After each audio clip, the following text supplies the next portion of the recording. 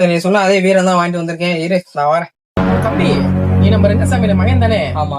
உனக்கு என்ன ஒயின் ஷாப்ல வேலை? இங்க என்ன பண்ணிட்டு இருக்க? அண்ணே, இப்ப உனக்கு என்ன பிரச்சனை? இப்ப நீ இருக்கணும் சாமி கும்பிட வந்த, குடிக்கத்தானே வந்த? நீ கேட்ட ஒவ்வொரு கேள்வி என்ன செருப்பால் அடிச்ச மாதிரி இருக்குடா. வந்த வேலையை பாருங்க. ஓ, என்ன இரு, கோவப்படுற? உன் வயசு என்ன? உங்க அப்பா எவ்வளவு நல்ல மனுஷரு, அவர் தெரிஞ்சா கஷ்டப்பட மாட்டாரா? என் அப்பாவுக்கு என்னை பத்தி தெரியும்.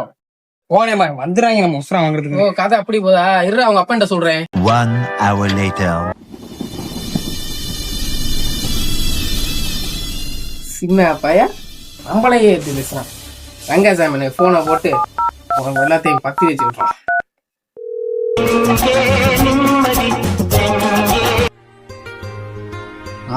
சொல்லுப்பா கணேஷ், எப்படி இருக்க? நல்லா இருக்கட்டும். இங்க உன் பையன் பட்ட பகல்ல ஒயின் ஷாப்ல சரக்கு வாங்கிட்டு இருக்க, அதை நீ முதல்ல கண்டிச்சு. தம்பி, என் பையன் மேல எனக்கு முழு நம்பிக்கை இருக்குப்பா. நீ சும்மா அந்த குடிச்சு போட்டு தண்ணியை போட்டு பேசிட்டு இருக்குன்னு நினைக்கிறேன். குடிச்சிருந்தா நான் கேன பையனா? குடிச்சுனாலே நான் தெளிவா பேசுவேன். அப்ப என்ன ஒயின் ஷாப்ல நான் பார்த்தது பொய்யா? ஆமாப்பா, நீ போய் தான்ப்பா சொல்ற. வேற யாரையோ பார்த்துட்டு தப்பா என் பையன் சொல்லிட்டு இருக்கப்பா. குடிச்சு விட்டோம்னு சும்மா உளறிட்டு இருக்காதப்பா. இப்பவும் சொல்றேன், என் பையன் மேல எனக்கு நம்பிக்கை. சரியா? போனை வச்சிருப்பா.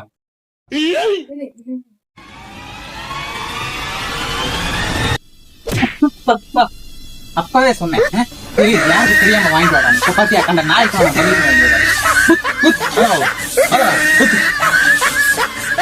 எனக்கு எங்க படுக்கும் 1000 தான் இருக்கும்.